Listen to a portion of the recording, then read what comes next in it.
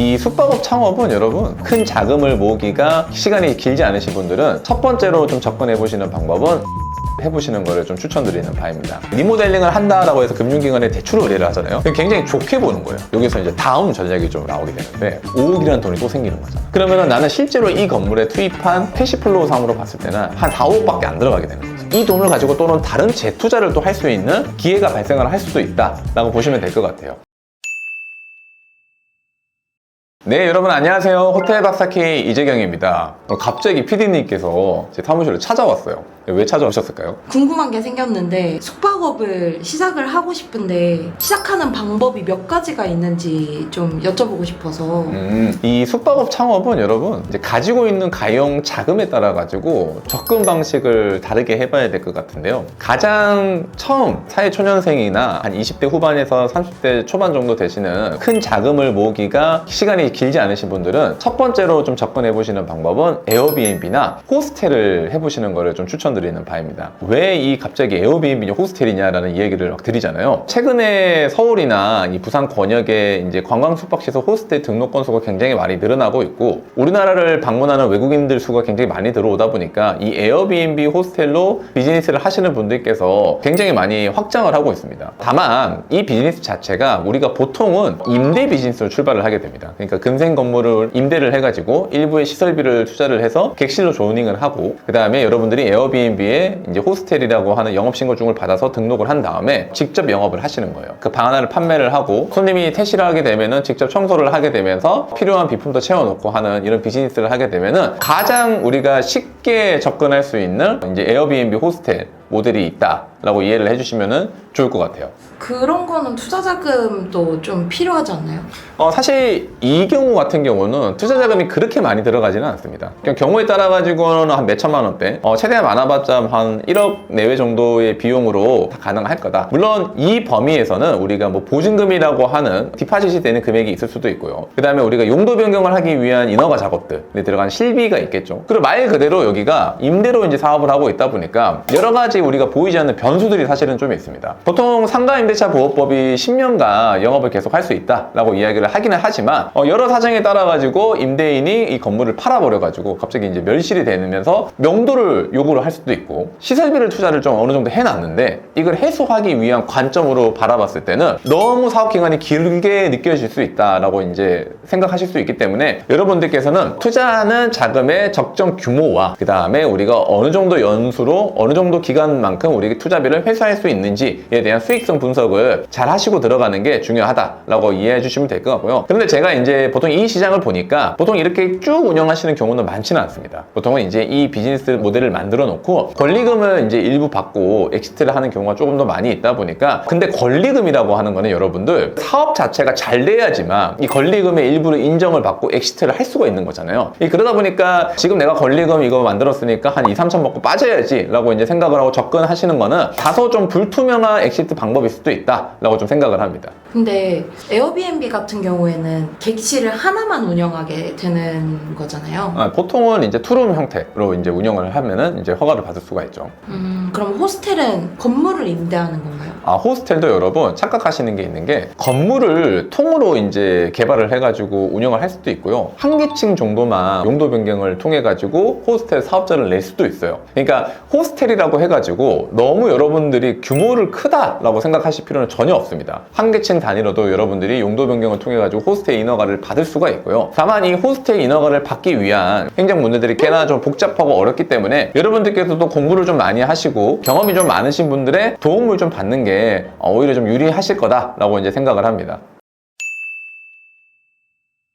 두 번째로 숙박업을 나는 건물 전체를 통해 가지고 운영을 해보고 싶다라고 하시는 분들도 있을 거예요. 그런데 건물을 사기에는 너무 비싸죠. 우리가 지금 평당 거래액이 뭐 지방 가도 한 3천에서 4천만 원대 정도 형성이 되고 있고 서울 같은 경우는 보통 한 8천만 원대 이상 정도로 이제 거래가가 형성이 되는데 건물 매입가가 너무 높다 보니까 좀 사업성이 좀 떨어지는 경우가 굉장히 많이 있거든요. 그러다 보니까 가지고 있는 돈이 충분치 않으신 분들은 임대차 계약을 통해 가지고 모텔을 운영해 보시는 거를 추천드리는 바예요. 사실 옛날에는 이런 형태로 출발하시는 분들이 거의 대부분이고 이렇게 통해 가지고 돈을 모으신 분들께서 이제 건물 건물주가 되는 경우가 좀 많이 있었습니다. 예시를 한번 들어볼게요. 서울 같은 경우에는 내가 만약에 40객실이당 50객실 정도로 운영을 하겠다라고 하게 되면은 보증금은 약 한 4억에서 한 6억대 정도가 된다고 하면은 충분히 이 정도의 매장을 운영을 해볼 수 있는 기회가 있습니다. 물론 리모델링이 좀 더 잘 되어 있는 경우는 조금 더 올라갈 수도 있고요. 그렇지 않은 경우는 좀 더 떨어질 수도 있기는 합니다. 그러면은 보증금만 우리가 지불을 하고 숙박시설을 한 2년 기준으로 전체를 임차를 해가지고 내가 운영을 하게 되는데요. 숙박시설의 임대차 계약에 좀 재미있는 점이 하나 있어요. 그러니까 보통 건물의 연면적이 너무나도 크고 임차인이 직기료를 구매를 해서 넣기에는 너무나도 많은 비용이 들어가요. 즉 보증금도 억 단위로 들어가게 되는데 직기료까지 임차인이 구매를 해라라고 하게 되면은 이 시장에서는 거래가 일어나지가 않습니다. 그러다 보니까 건물주, 즉 임대인께서 해당 건물의 숙박시설을 운영할 수 있는 하드웨어를 전부 다 이제 구현을 해두시고 이 상태 그대로 임차인에게 양도를 해주는 경우가 거의 대부분이라고 보시면 돼요. 즉 보증금만 있으면은 리모델링이 잘 되어 있는 매장을 그대로 인계를 받아가지고 약정된 기간 동안 우리가 운영을 하게 되면서 금융이자 대신에 임대료를 내고 우리가 남은 금액을 차익으로 가져갈 수 있다라고 보시면 될 것 같고요.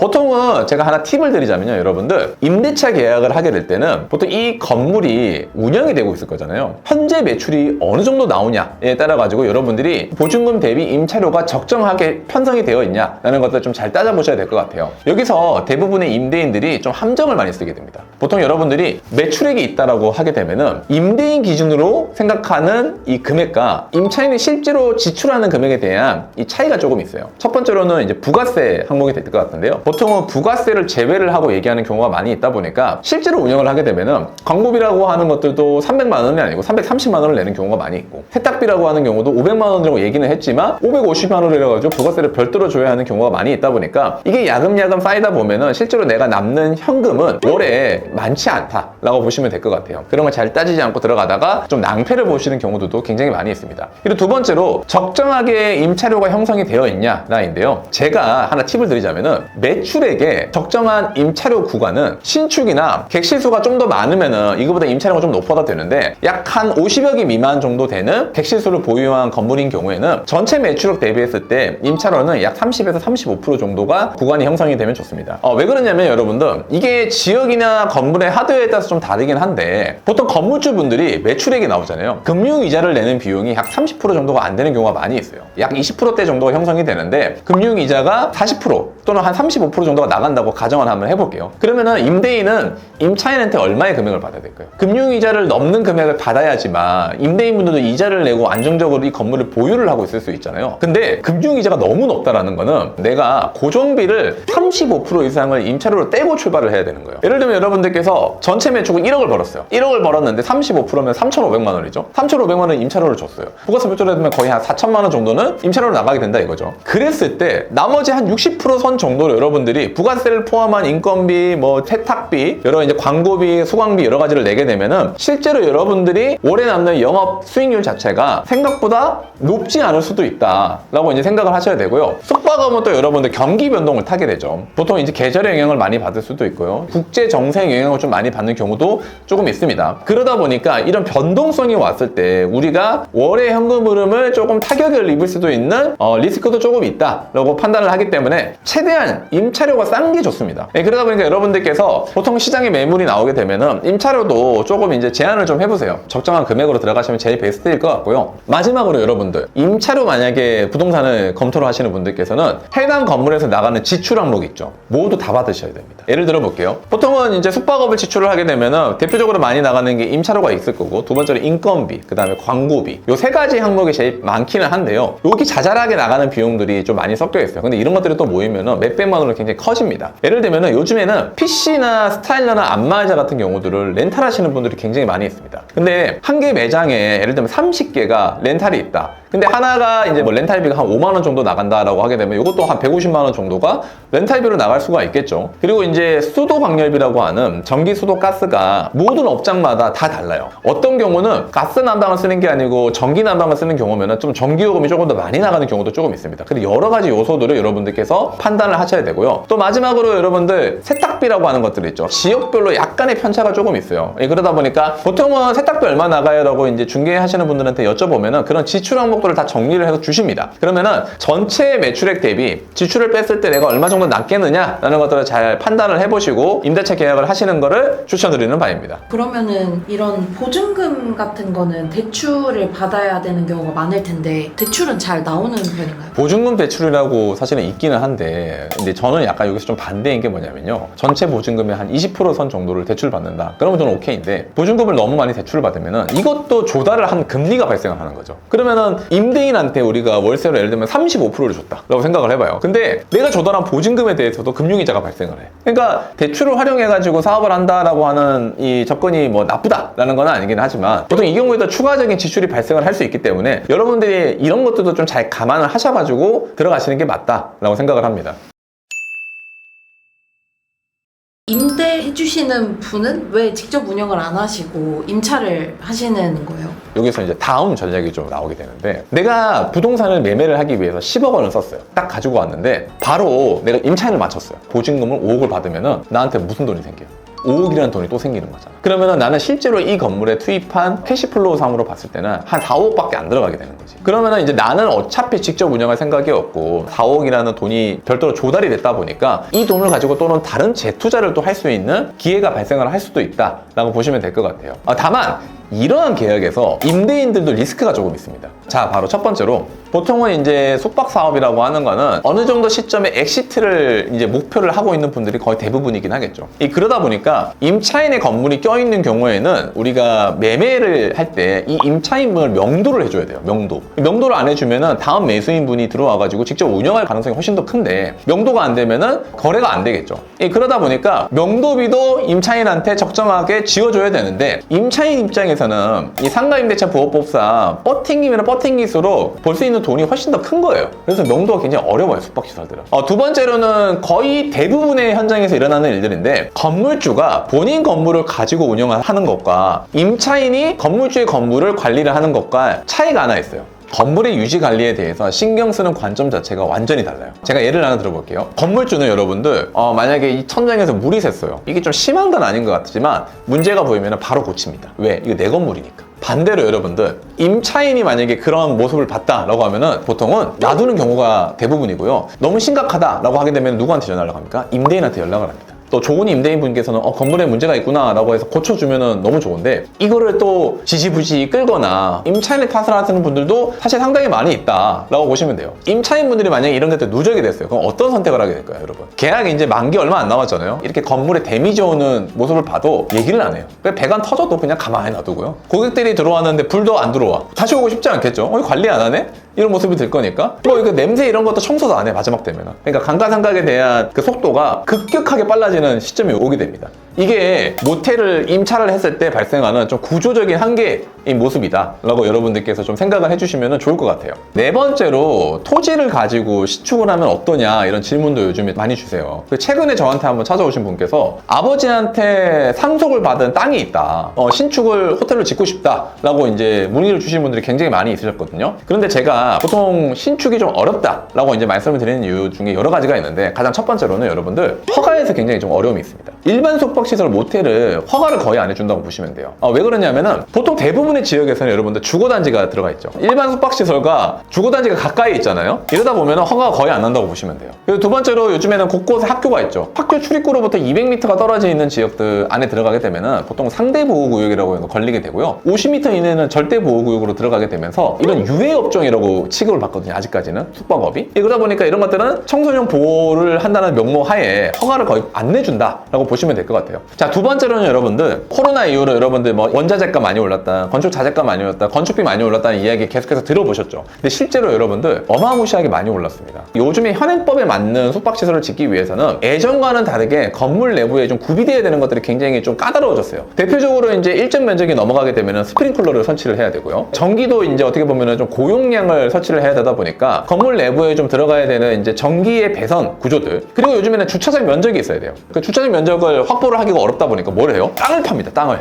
땅 파는 공사비가 진짜 어마무시하게 비싸요. 그러다 보니까 생각보다 땅 파다가 돈이 너무 많이 들어가가지고 좀 힘들어지는 경우도 많이 있고, 두 번째로, 땅 잘 파가지고 건물 많이 올라가고 있는데 막상 건축 인허가를 내놨는데 객실수 50개도 안 내놓은 경우도 좀 많이 있는 거예요. 근데 그 정도로 지어가지고 매출을 내가지고 금융이자 내고 나머지 금액을 감당을 할 수 있냐라고 하게 되면은 사실 사업성이 그렇게 좋은 구도가 나오지 않는다라고 생각을 하시면 될 것 같아요. 그러다 보니까 우리가 어느 정도 수익을 최대화하기 위해서는 건물을 크게 지어야 되는 거예요. 객실수는 최소 한 50개 이상, 적정하게 치면은 한 7, 80개 정도를 만들어주면 제일 좋은데 그 정도로 짓기에는 너무나도 돈이 많이 들어가는 거예요. 보통 개인들은 이제 그 정도 돈을 가지고 있지 않다 보니까 보통 신축 비즈니스가 거의 일어나지 않는다라고 보시면 될 것 같아요. 마지막으로 여러분들 가장 많이 하는 비즈니스입니다. 제가 이제 가장 주력으로 하고 있는 상태인데 내가 직접 부동산을 싼 거를 사가지고 리모델링을 해서 운영을 해서 나중에 매각을 하는 방식의 메커니즘으로 개발을 하는 게 제일 베스트다라고 이해를 해주시면 될 것 같아요. 보통 숙박시설을 운영을 하고 있다라고 하면은 그 현장에 우리가 현행법 기준으로 보통 운영을 안 하는 경우가 대부분 많이 있습니다. 대표적으로 뭐 소방, 뭐 전기 이런 것들이 그때 당시에 지어진 건축법이나 소방법의 규제를 받아가지고 운영을 하고 있다 보니까 내력도가 있는 경우가 좀 많이 있어요. 그리고 건축물이 작으면 작을수록 금액이 저렴하고 또 작은 단위로 우리가 돈을 들여가지고 운영을 하기에는 가성비적으로 봤을 때는 그렇게 나쁘지 않다라고 보시면 될 것 같아요. 다만 이제 저는 좀 이제 사업을 좀 크게 하고 있는 사람이다 보니까 너무 작은 것보다는 그래도 객실수 한 35객실 이상 정도를 살 수만 있다고 하면은 여러분들께서 그런 거를 사시는 게 좀 어떨까라는 생각을 하게 됩니다. 보통 우리가 이 낙후되어 있는 건물들은 시세보다 싸다고 하잖아요. 시세보다. 이 시세라고 하는 게 여러분들 실거래가 기준일까요? 모텔 숙박 오면 시세라고 하는 거는 보통 감정가 기준으로 보통 가는 경우가 많이 있습니다. 옆집에서 예를 들면 평당 5천만 원이 거래됐다고 해가지고 비슷한 규모라고 해서 나도 동일하게 평당 5천만 원을 거래를 할 수 있냐라고 하게 되면은 그렇지 못할 확률이 거의 대부분이에요. 왜 그럴까요? 여기는 뭐 시설물이 깨끗하고 매출도 잘 나오고라고 했을 때 평당 5천에 거래가 된 거고 나는 그렇지 않다라고 하면은 무조건 여기보다 좋은 금액을 받을 수가 없는 거죠. 그러다 보니까 매수를 하는 사람 입장에서는 조금 저렴하게 우리가 취득을 할 수 있다라는 이제 기회가 있습니다. 근데 이 지역이 건물은 저렴한데 이 땅의 가치가 좀 높은 지역이다. 예를 들어 볼게요. 서울의 종로에 땅 가치가 굉장히 높잖아요. 근데 건물은 싸요, 시세보다. 근데 건물이 이제 좋은 위치에 있다 보니까 리모델링을 한다라고 해서 금융기관에 대출 의뢰를 하잖아요. 굉장히 좋게 보는 거예요. 땅과 건물이 있고 리모델링을 한다라는 이 공사 기간 자체 그렇게 길지 않고 즉시 수익화를 할 수 있는 형태의 사업의 이점이 있다 보니까 금융기관에서도 이러한 형태의 숙박업 대출은 웬만하면 해주려고 하는 거예요. 돈을 빌리는 사람, 즉 차주의 신용도나 소득에만 특별한 문제가 없다고 하면은 웬만하면 돈을 빌려줍니다. 여러분들께서 이러한 비즈니스를 만약에 할 수만 있다고 하면은 저는 여기가 별 5개로 추천을 드리는 바입니다. 그럼 이제 숙박업 창업하고 싶으신 초보자분들에게 한 말씀 하자면 이 숙박업을 창업을 한다는 것에 여러 가지 이제 방식이 있고 내가 가지고 있는 자금에 맞춰가지고 자금이 오버되지 않도록 여러분들이 기획을 잘하고 들어가는 게 중요한데 사실 내가 해보지 않은 역량에 대해서 사업비 예측을 한다는 것들이 참 많이 어렵죠. 그러다 보니까 저나 또는 이런 사업을 해봤던 이 선배님들 통해 가지고 여러분들께서 많이 만나보시고요. 시장 조사도 해보시고요. 상담도 많이 받아보셔야지만 조금 더 실패할 확률을 줄일 수 있는 선택을 할 수 있지 않을까라는 생각을 하게 됩니다. 그리고 부동산이라고 하는 거는 여러분들 사는 순간 이 처분을 하는 데 있어가지고 시간이 굉장히 많이 오래 걸립니다. 여러분들께서 한 번 선택을 할 때 신중한 선택을 하시는 것을 추천드리는 바입니다. 이제 PD님 궁금한 거 다 물어봤어요? 네, 다 물어봤습니다. 아, 좋습니다. 오늘 여러분들께서 좀 숙박업 출발 어떻게 하면 좋을까에 대한 궁금증이 좀 있으실 것 같아가지고요. 오늘 PD님께서 긴급하게 찾아오셔가지고 또 이렇게 질문과 답변을 해보는 시간을 가져보았는데요. 이거 외에도 여러분들께서 좀 궁금하신 사항이 있다라고 하시면은 댓글로 남겨주시면은 제가 또 잘 취합을 해가지고 영상으로 한번 여러분들께 소개해드리는 시간 좀 가져보도록 하겠습니다. 네, 오늘 영상이 도움이 되셨다면은 좋아요와 구독 부탁드리고요. 여러분들 상담은 돈이 들지 않습니다. 언제든지 문의 남겨주시면 저희가 성실하게 상담해 드리도록 하겠습니다. 감사합니다.